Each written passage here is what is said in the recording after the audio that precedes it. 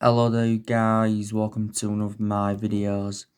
So Manchester United are set to sign Edison Cavani on a free transfer. He will fly out to Manchester and he's going to be undergoing his medical sometime today. He has agreed a 2-year contract with the club that will keep him at Manchester United until 2022. And we're going to be paying him £200,000 a week. So that's going to make him one of the highest paid players at Manchester United. By the way, Fabrizio Romano has confirmed this because he came out yesterday and said that Man United have been talking with Edison Cavani's agent. So he's going to be our second signing in this summer transfer window.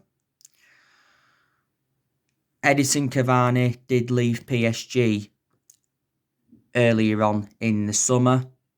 He endured 7 years with PSG, scored 200 goals in 301 games in all competitions. During his time at PSG, he won 6 Ligue 1 titles, 4 French Cups and 5 French League Cups. PSG, when they got him in 2013, they paid around €64 million for him from Napoli.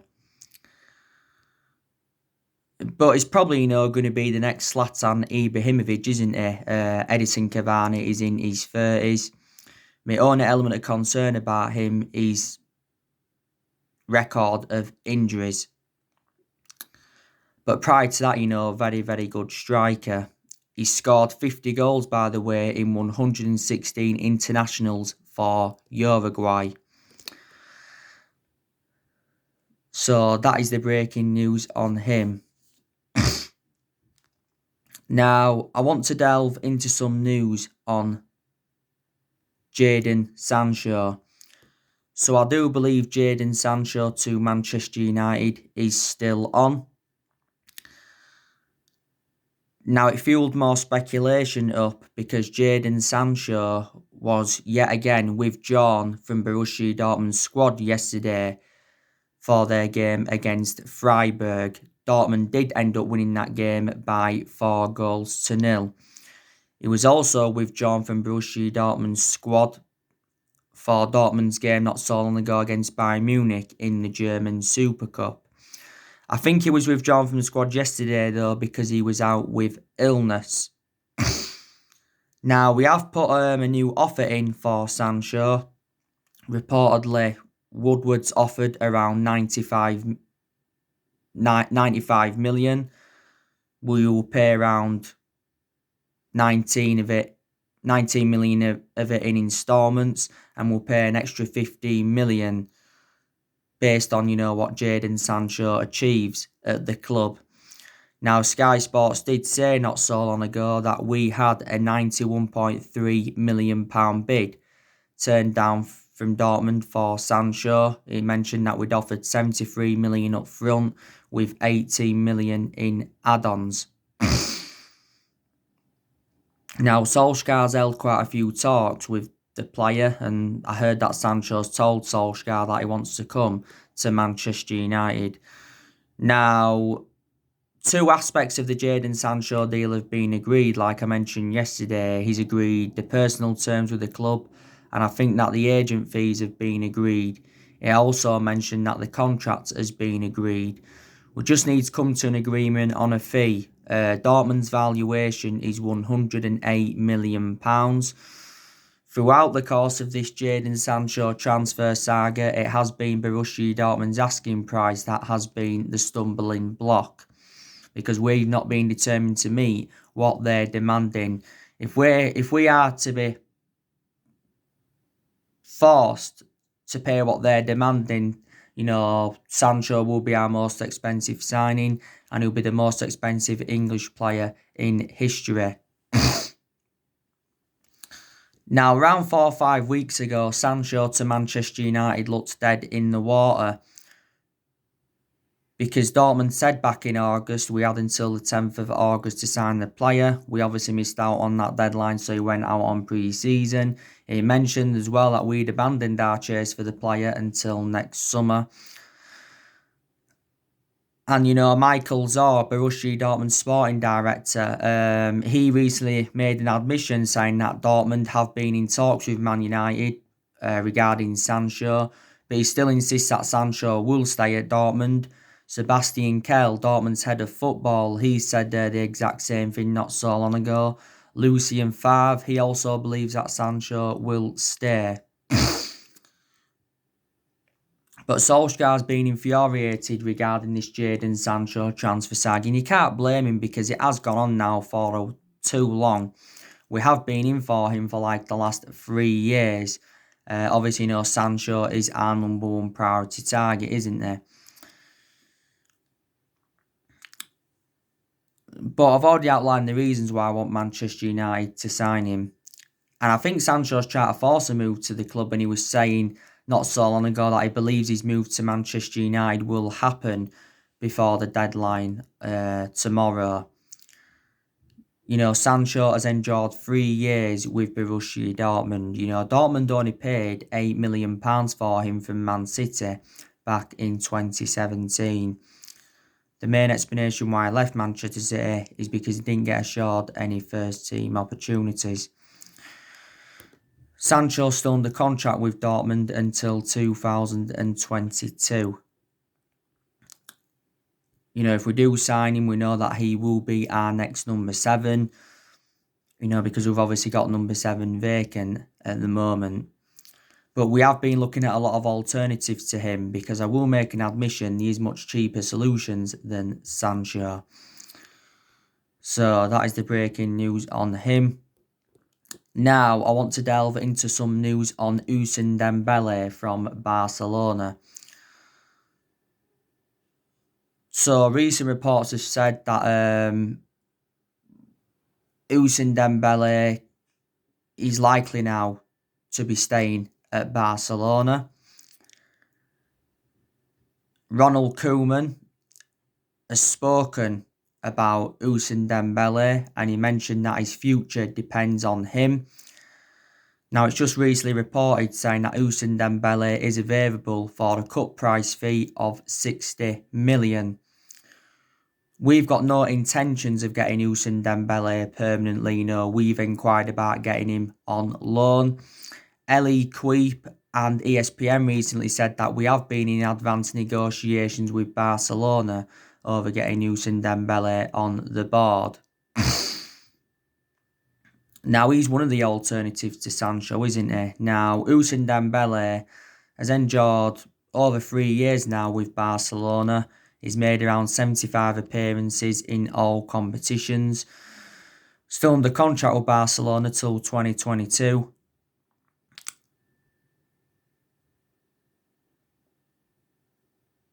Barcelona got him in a deal worth £135 million from Dortmund back in 2017. Barca paid around 96 or 97 million up front. I thought he was good when he was at Dortmund. Before he was at Dortmund, he was at Rennes. He's too injury prone though. Ousmane Dembele is only the age of 23, can play on the left wing, can play on the right wing, and can also play as a striker. Don't forget, Fabrizio Romano recently revealed that he said no to a loan move to Liverpool. He said no to a permanent move to Juventus last year. Barcelona have offloaded a couple of their players not so long ago. They let Luis Suarez go, they let Vidal go. There's obviously other players looking to get rid of as well as Ousmane Dembele. They're looking to get rid of Coutinho and Griezmann. But Barcelona are determined to sell Ousmane Dembele so they can fund a move for Memphis Depay. Paul Pogba, by the way, has been talking with Ousmane Dembele, so he's playing a big part in it. Paul Pogba's trying to convince Ousmane Dembele to sign for Manchester United. Now, let me just delve into some news on Alex Telles from Porto. So, there was reports coming out yesterday saying that Alex Telles had been offered to Manchester City. because Manchester City are in search for a left-back. Now, don't forget, Porto have set a new deadline for Alex Telles, and it said yesterday we've got less than 24 hours to agree a fee with Porto for Alex Telles. Now, Porto do want £18 million for the player. We are refusing to meet that asking price. We're only determined to pay around £12 million. But Solskjaer, I think, pleaded with the board just to pay the £18 million that Porto want. Porto have already lowered their asking price once, because at the first, Porto wanted in the £20-odd million range, didn't they? Alex Telles has already agreed personal terms with Manchester United, and he's agreed a 5-year contract with the club worth around £70,000 a week.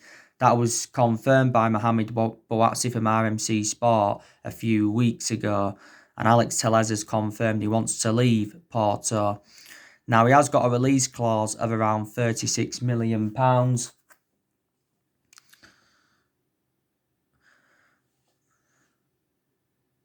Alex Telles has been at Porto now for a good 4 years or so.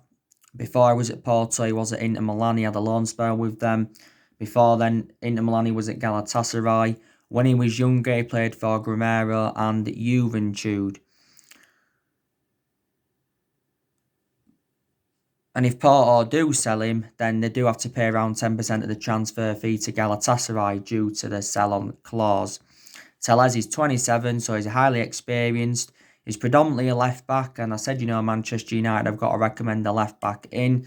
We've got two predominant left-backs at the moment, and that's Luke Shaw. He's our first-choice left-back, and obviously, we've got Brandon Williams. He's our backup left-back.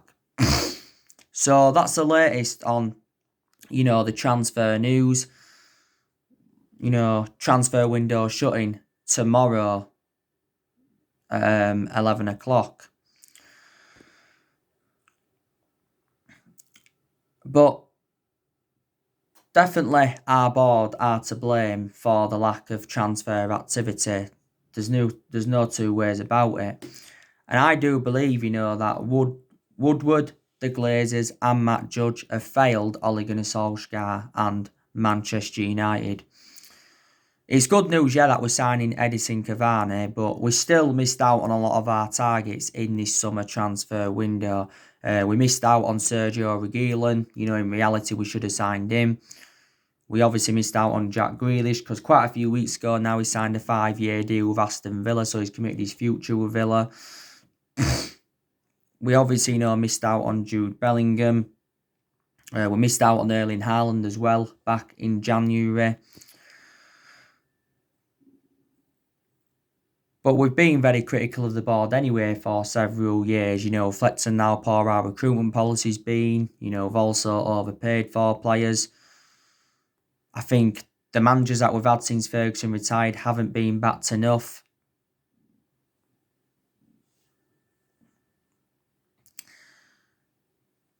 And, Woodward's been at the football club since 2012, so he's been with us now around 8 years. The Glazers have been with us since 2005, so they've been with us around 15 years, and Matt Judge has been with us around 7 years or something like that, But, we have been demanding the board out.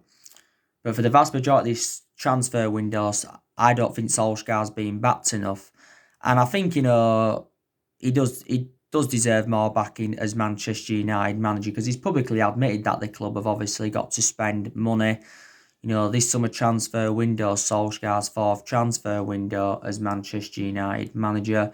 Solskjaer did recently say, though, we haven't been able to exploit the transfer market as we would have liked, due to the coronavirus pandemic. And he does admit, that we have lost loads of money, but so too have a lot of clubs. Solskjaer spent around £240 million at Manchester United, hasn't he?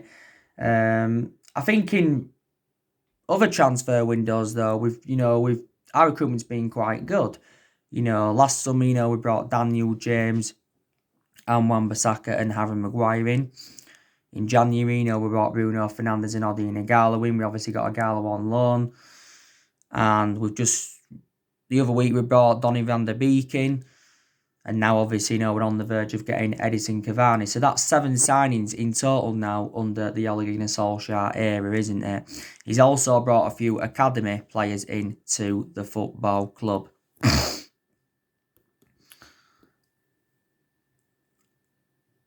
Like I also mentioned, for the vast majority of this summer transfer window, departures have also proven to be difficult. But we have offloaded a couple of players recently. Diego Dalot has gone out on loan to AC Milan. Andres Pereira, of course, went out on loan to Lazio, didn't he? But there's still a few other players we're looking to get rid of. Lingard, there's been rumours of him obviously leaving the football club. Chris Smalling, we're hoping to offload him before the window shuts. Roma want Chris Smalling. I heard that they've put a new bid in, or they're preparing to put a second bid in for him. They've already had one bid turned down from us. I think we must want around 18 million for Smalling. Smalling was out on loan with Roma last season.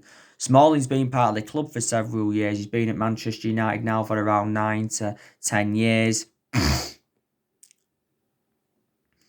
We got him under the Sir Alex Ferguson era.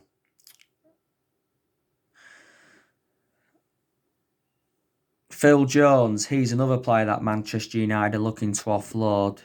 He's currently injured at the moment. I think this season's Phil Jones' 10th season at the club. I think we paid just over £16 million for him from Blackburn under the Sir Alex Ferguson era. Marcus Rojo, he's another player that we're looking to offload. Since Rojo's arrival, he hasn't really established himself as a first-team regular, has he? We got Rojo for £16 million from Sporting Lisbon, didn't we? Back in 2014.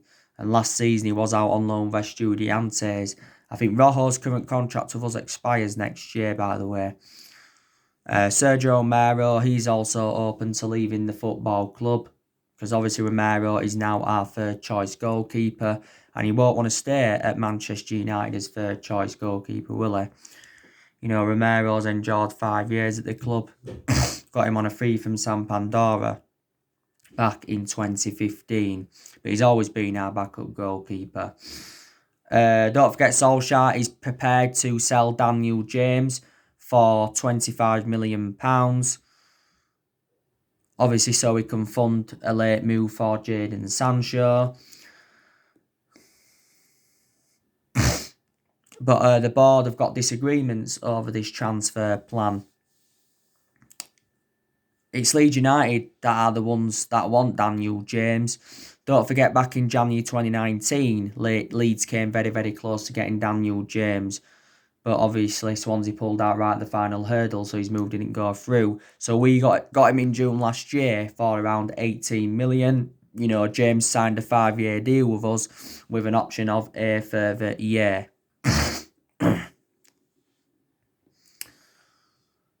So Leeds have also, inquired about getting him on loan, haven't they?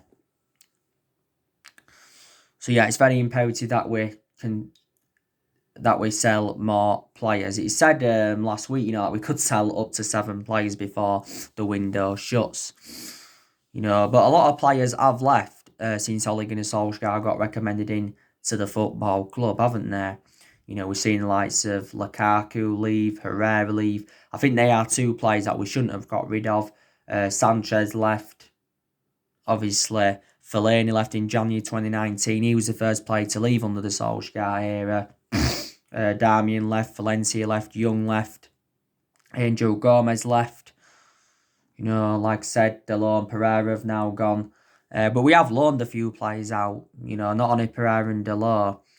We obviously, loaned out to Heath Chon, we loaned Dylan Levitt out, and I think we also loaned Joe Pereira out again for another season.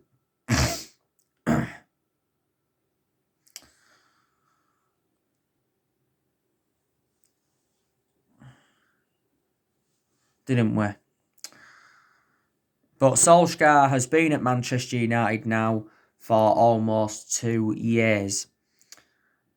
And I have taken positives from his tenure. Like I said, he's given the young players a go. And since Ole Gunnar Solskjaer took over the reins at Manchester United in December 2018, he's had a habit of developing young homegrown talents. That's one thing I've liked about him. He's also made some good signings. I also think that there's players that have improved under him. We've also had some very good periods under him. Don't forget, we went on a 19-game unbeaten run in all competitions. We went on a 14-game unbeaten run in the Premier League. We also did well in that 3-month period when he was the interim manager. Now, don't get me wrong, there's still improvements needed. I think Solskjaer's got to improve his decision-making, because in a lot of games at Manchester United, he has been very tactically naive, and that's one of the main explanations why we've been critical of him. There's still certain aspects of our game that have got to improve. Certain players have still got to improve and all of that. So there you go. This season is Ole Gunnar Solskjaer's second full season as Manchester United manager, isn't it? And I said, we would have given him another season at least.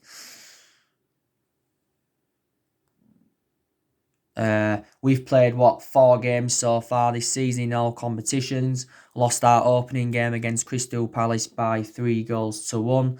That was our worst defeat on an opening day of a Premier League season since 1995. But since then we bounced back. We beat Luton in the Carabao Cup 3rd round. We beat Brighton in the league. That was our last league game. Don't know how we won it. We was lucky, and even Solskjaer himself made that admission that we was lucky. We also beat Brighton recently in the Carabao Cup 3-0. But that game was totally contrast to the League One. And we've got a big game today against Tottenham in the league. I've already given you my preview for that, and I'll recently give you my reaction to Ole Gunnar Solskjaer's press conference. I think what will represent a good season for Manchester United is finishing in the top 4, or maybe in the top 2 or the top 3, and winning a trophy. Now, if we do this, Solskjaer will keep his job at Manchester United, but if he doesn't exceed these expectations, then Solskjaer could possibly be sacked by Manchester United, couldn't he? But Solskjaer was saying before our season started that he had a lot of confidence going on to this season from where we left off last season. Because to be fair, last season Solskjaer exceeded most of his expectations. Obviously, we got qualification for the Champions League.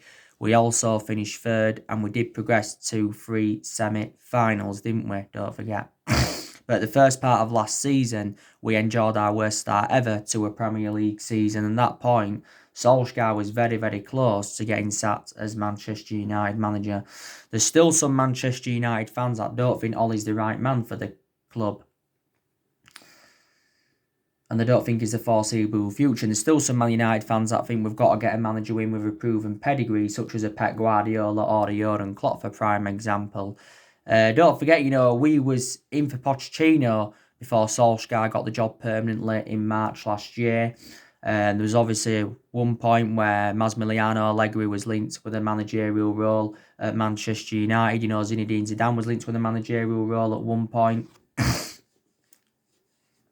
So there you go. But like I said, when Solskjaer first came into the club, he was inheriting a squad that was worth a good £700 million. Because in the last 7 years, in the managerial era since Ferguson retired, we spent close to the £1 billion range on players. We must have spent a good 500 million since 2016. And we have spent big on players, 89 million for Pogba, 80 million for Harry Maguire, 52 million for Fred, 40 million for Matic, 75 million pounds for Romelu Lukaku, Bissaka, 50 million pounds. We've also got players on big contracts at the football club, don't forget as well. You've got De Gea on 375 grand a week. You've got Maguire on a good 200 odd grand a week. Lingard on 100 grand a week. Rashford on 200 odd grand a week. Martial on 200 odd grand a week. Pogba on just under £300,000 a week. So, there you go.